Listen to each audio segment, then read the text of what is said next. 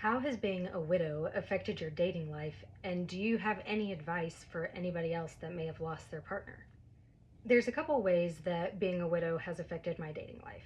There's how I approach dating as a widow, and then also how people perceive me in dating because I'm a widow.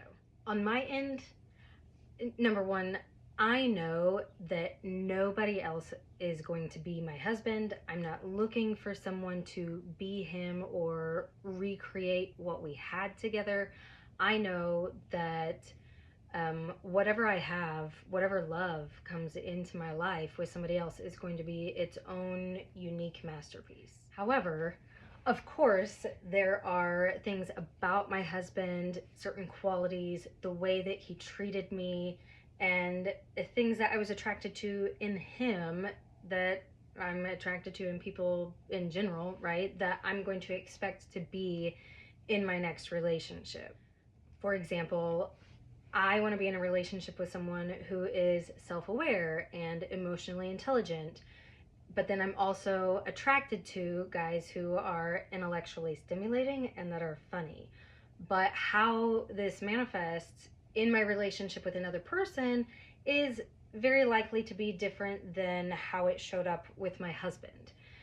He was a musician, and so we had live music going in the house all the time, and he would walk around and play the guitar and make up hilarious or sweet songs off the top of his head, and I loved that.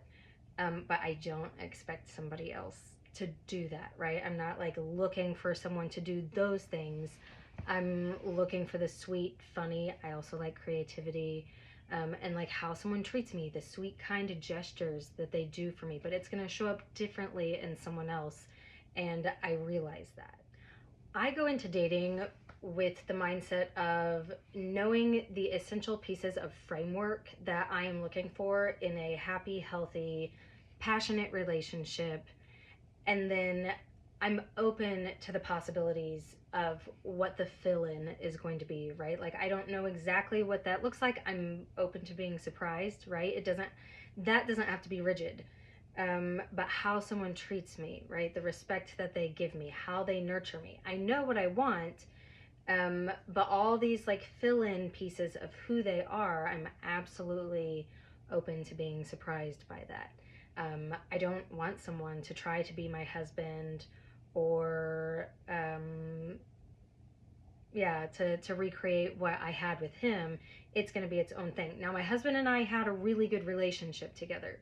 So, depending on what your relationship was like with the person you lost, you're going to take or leave different pieces of that relationship, for what you want in a new one.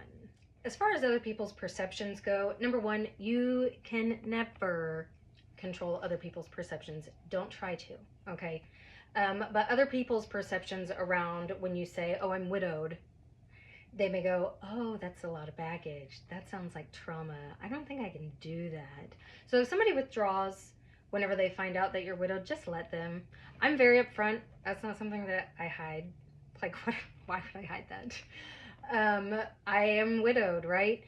But if somebody feels like that's possibly too much for them, just let them go. Let them go, okay? Don't try to hang on. There's also, I've had people say, call my husband my ex. I'm like, oh, he's not my ex. If you, yeah, no, no, thank you. That's not for me. Anybody who thinks my dead spouse is my ex, like, no, it's not how I look at it at all. And I don't know any widowed person that does look at it like that, unless it was their ex that ended up dying, but then you're not a widow, right? Because you're not with that person. The other thing is that people may think you couldn't be ready for a relationship.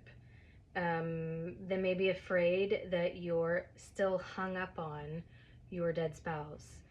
And for me, somebody is going to have to be emotionally mature enough and secure enough in themselves to give me that freedom to talk about my husband, right? Whenever he pops up in my mind, I'm like, oh, right? I'm not going to hide it because I'm going to hurt this person's feelings. If your feelings are hurt because something reminded me of my dead spouse, get out.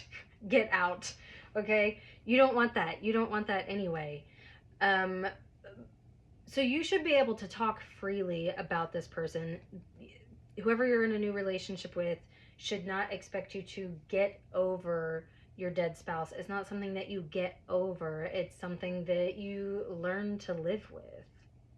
Now, while I say this person should be open to you talking about your spouse, and you should be able to have this freedom of when they come up in your mind, they come up in your heart, you can talk about it.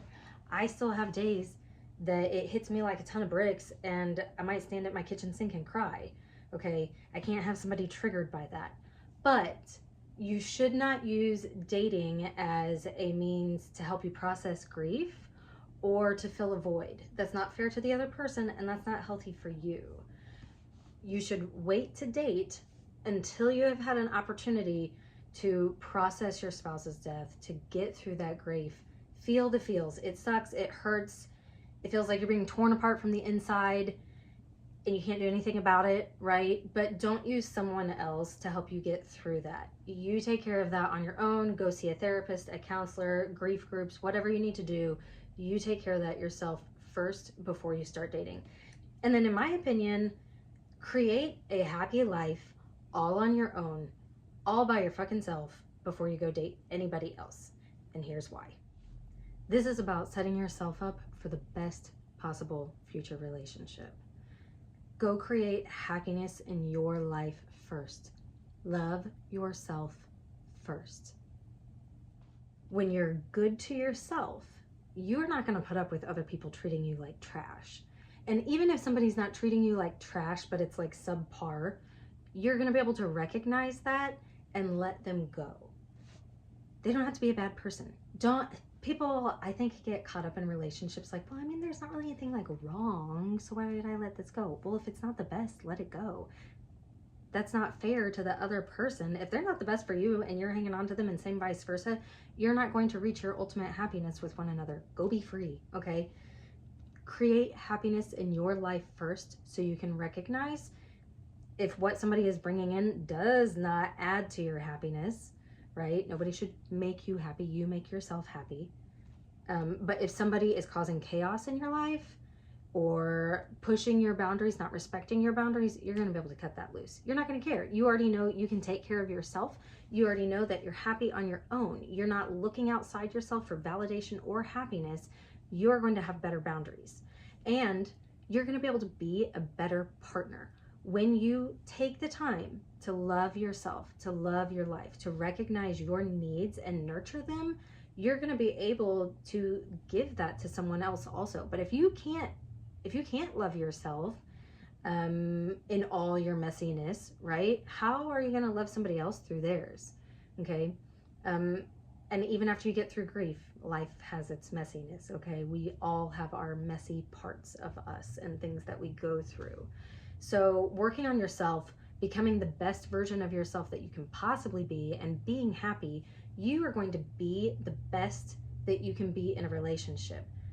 And you also get to have that from someone else, right? You want someone else's best and you want to give your best. You don't want to be a taker or get with a taker.